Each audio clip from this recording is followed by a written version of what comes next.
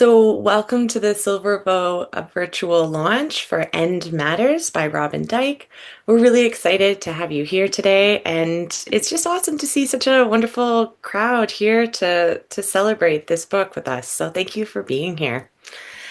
I will kick things off by introducing you to me, I guess. My name is Megan Hakkinen. I'm a two-time ultra cycling world champion and the author of two adventure memoirs, currently gearing up to race my bike from Banff, Alberta to Antelope Wells, New Mexico, on the border of the US and Mexico. Silver Bow Publishing is a Canadian publishing company releasing 20 to 30 books per year by international writers in the genres of fiction, poetry, and nonfiction. Candice James is at the helm of Silver Bow as general manager, and I'd like to invite her to share a few words about working with Robin before we begin. We'll have some time for questions and discussion near the end. So, Candice, I will pass things over to you.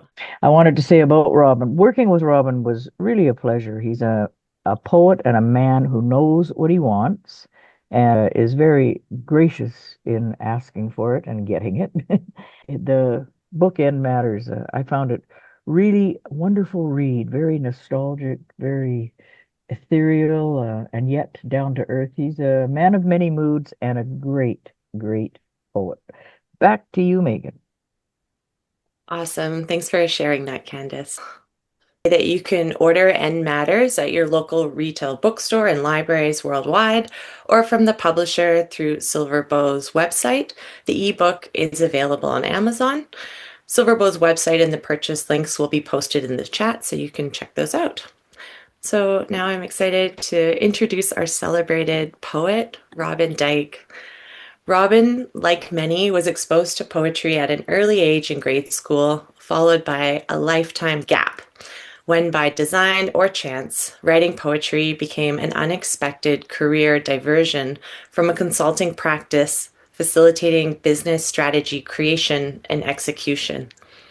There is a poetic irony here, perhaps, as strategic planning, like poetry, is an expression of noticing and imagining. The one difference, strategy hopefully leads to directed action, while poetry and the writer continue dreaming. None other than being Robin's now preferred mode of being apart from hanging out with his wife, Marlene, or with pulling pranks and telling lies with friends. End Matter has bookends of two earlier collections, Lasting, Leaving, Left, and 64 Spurs. Robin and Marlene hang out on Cordova Bay, Vancouver Island. Welcome, Robin. We're really excited to have you read from this collection, and I just look forward to what you have to share with us. So I will Yeah, pass things over to you now. and again, thank you all for being here. Some acknowledgements. I want to give a big thank you to John Barton, my writing mentor. John's a well-published, established poet, and his help has been immeasurably in terms of its influence on me. Just moving through the basics, let alone the nuances of this craft of poetry. Doing so without telling me, what to do. It's a very subtle style that he has, and it's made me become a much better writer, as well as just enjoying the challenges of the process. Also, appreciations to Alan Briesmeister. Alan very kindly reviewed my manuscript and provided some affirming encouragement and referred me to Candice and her Silver Bow Publishing Company. So thank you as well to Candice for taking on my project and publishing End Matters. And to Marlene, Betty Ann, Tom, and Kevin, my patient and willing readers, whom I've tested our relationships with my drafts, seeking helpful reaction, but really for assurances on the stability of my sanity. And so, in terms of getting me to this place, all this matters, and I'm about to reveal how much work you've still got to do. There's close to 60 poems in this collection, which I think is representative of my writing the past 2 or 3 years. And in terms of what I write about, it's what's caught my attention from memories, present experiences, encounters, what's going on, life at this particular stage of age. John, my poetry mentor, he caught on to my themes before I did: vitality, morality, and mortality. Strangely, that last one seems to be occupying a lot of my attention in what I'm writing, which maybe explains why I write. The curiosity about the meaning of all this. So, not to be concerned, I'm only going to read six, so not all 60. And I've been sort of up and down about which ones to read, but I picked six that I believe should give a flavor of what N Matters contains. So here goes. Hopefully, there may be something within these six poems that perhaps catches your attention in some way and is something that you take away. So I'm going to start with the first poem in the collection, which is entitled Open Ice. And it's part of my recollection as 11, 12-year-old, cold, very cold Ontario winters where frozen rivers, ponds, marshes was the norm, somewhat different perhaps from today where the climate seems to be warming more.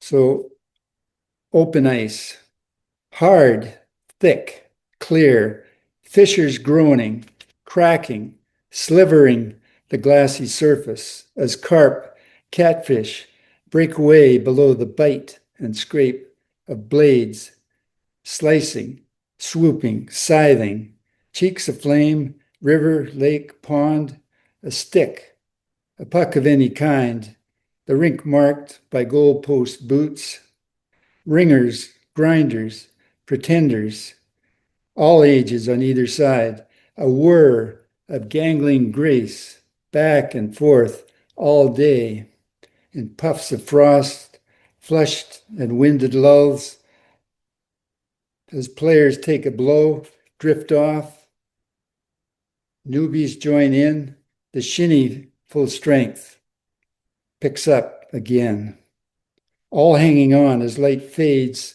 to unending calls of come now, fingers fumbling frozen laces, feet wedged into icy shoes, skates slotted on shouldered stick blades for the trudge home, all of it again tomorrow, strapping them on, flying.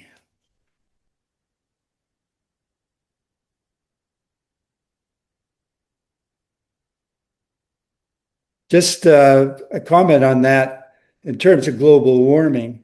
And I heard a commentary on this, some folks on CBC radio, I think, but they were talking about the loss of community that these gatherings on the ice, the fewer of those, it's not just the ice then, that's the sort of lost aspect of the climate change, but that sense of community that develops. And as a kid, that was always something that you come, everything sort of just meshes into an experience where people come and go, and it just was so much fun. I would like to mention that poem Open Ice has been picked up by Yvonne Bloomer with her new anthology that she's edited on ice as I guess the title I believe of the book is called Sublime, the vanishing of ice.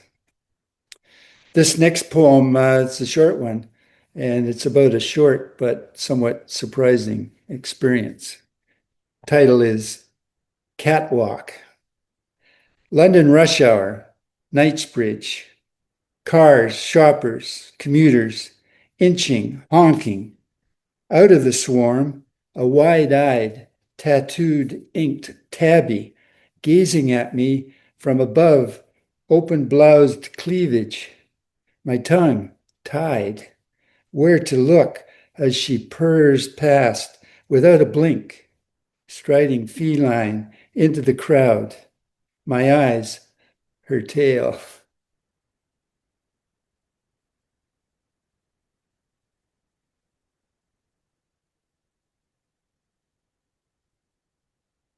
I think most of you who are here have been to at least one of the Gulf Islands here on our west coast, and perhaps even to some of the San Juans, the American equivalent, close neighbors.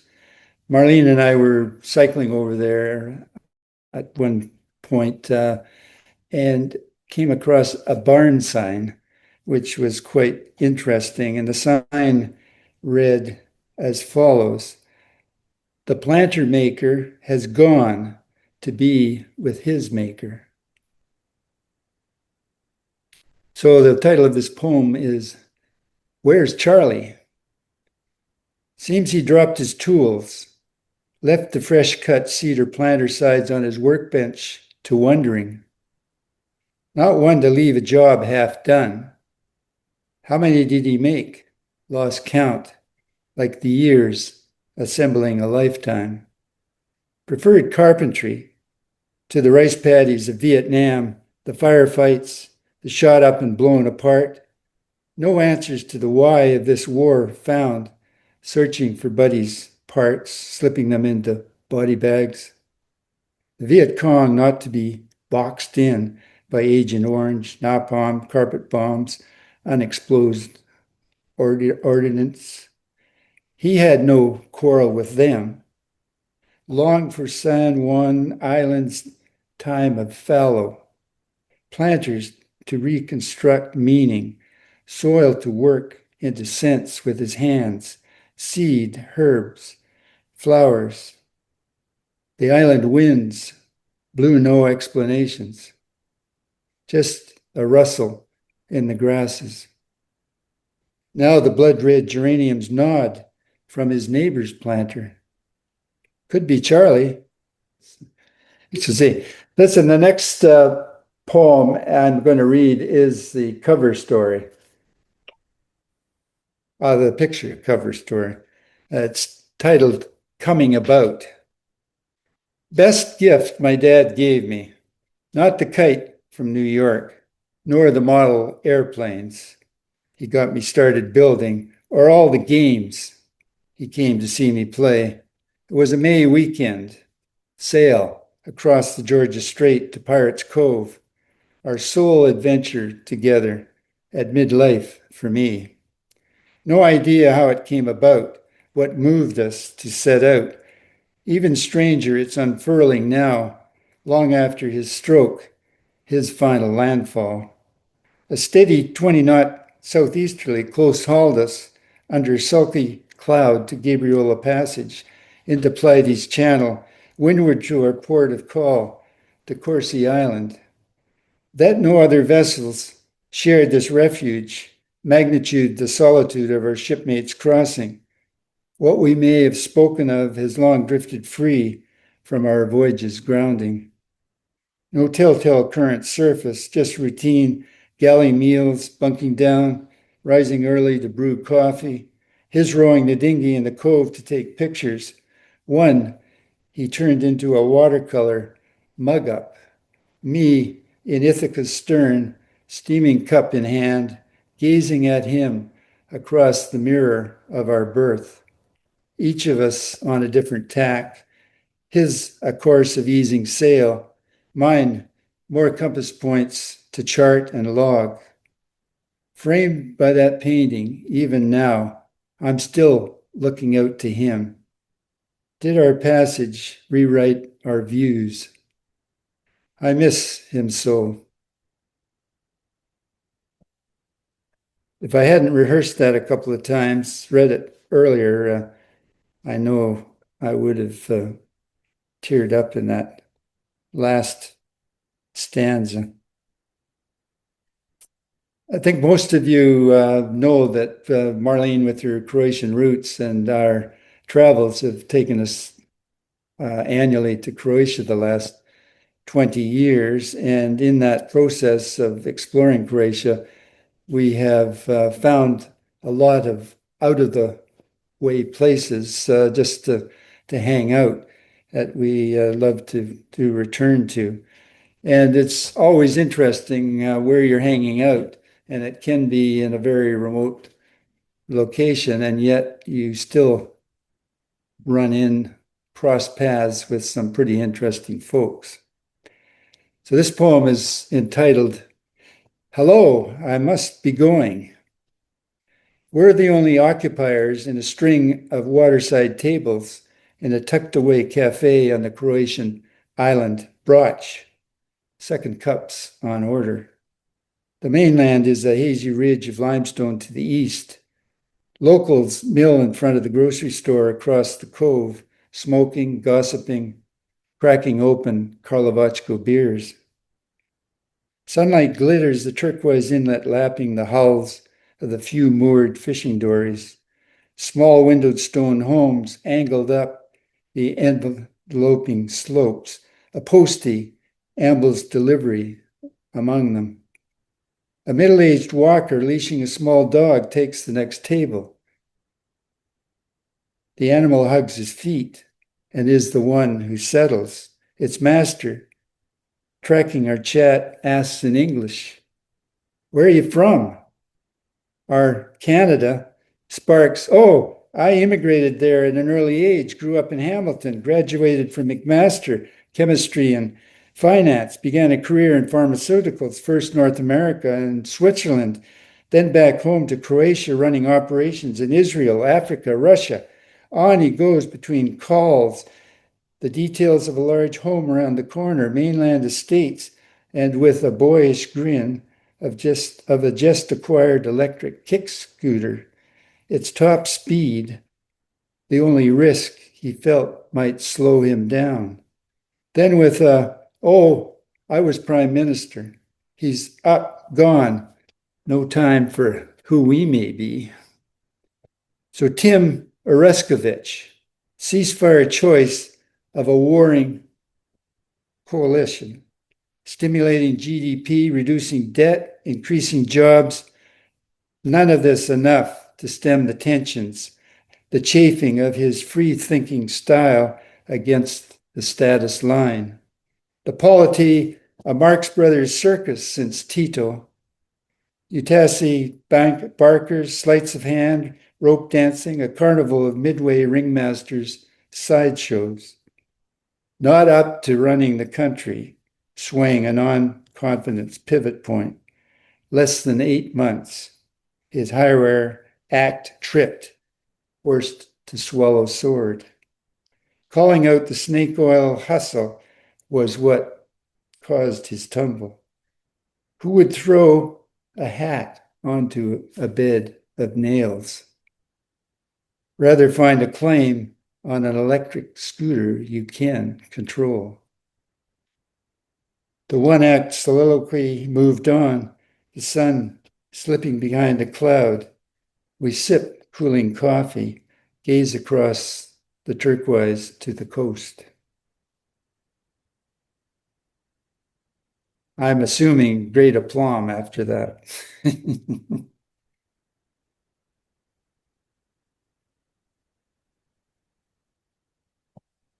This last poem, the sixth one here that I'm reading, title is Thanksgiving, and it's reflective of a long time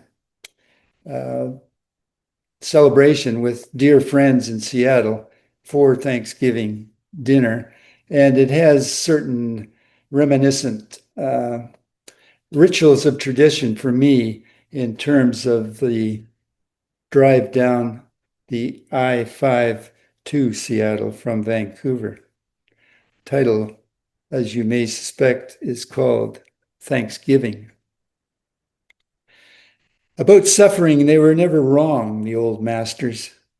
Audin's lines, a distraction from the burning in my lungs, pounding up a trail in Kharkiv Park, Puget Sound, shrouded at my back. And about gratitude never wrong as well, I gasp, anticipating the climb, fitting within my laboring limit. This annual jog, a solo tradition, part of a long-running Thanksgiving get-together with old friends. My thankful tone signaled earlier driving south on the I-5, passing Everett, a reminder of football played there, Thanksgiving Day, 1961. We, a Canadian team against the local college, American rules. The match billed as the Shrine Evergreen Bowl. Of the game, I remember little, likely more had we won. About misery, so much else. The bus ride home, total gloom. A fever overcoming my best friend, bundled up, shivering, direct to emergency, pneumonia, diagnosed. Recovered under care in a day or two, and we both breathed relief. Strange, the only other remnant of that day, the grainy black and white of Detroit versus Dallas on the motel lobby TV that morning before kickoff. Or was it Detroit versus Green Bay? And of the engraved sterling silver belt buckle we all received, Coach said this was something we would treasure. All this time since to grasp the sentiment of his words. Each year's passing by of Everett locates a time of boundless wings and play, all then so present, fallen far since, yet childlike release rises like a new day. I will always fly. For now, my uphill pace slower, there's stumbles on the path, halts to catch a breath, failure no longer weighing, as if become my magic feather, this Thanksgiving hill, a scramble to believing. Slide faltering, close to finish, a walker and a runner pass, strangers with somewhere to go, who turn, not away, but toward. Nod. He spirits, enjoy your dinner. I pick up with Amen, and to friends, family, we both head home. So there we have it. To the end and all that matters. I'm not sure anybody has any questions or comments, or happy to. Thank you for that reading, Robin. I'd love to just show our appreciation with a round of applause, and it was a joy. Thank you. I really loved how you brought us into very different places and interactions, and I felt like it was kind of a bit of a sampler of life there. And I appreciated the really precise wording that you used, and I feel like that might be something you worked on with your mentor, just kind of honing it down till it was just what it needed to be. Yeah. One of the things I've learned is the poem tells you what it wants and, where you need to pick it up or where it is finished long before you actually thought it was finished or after.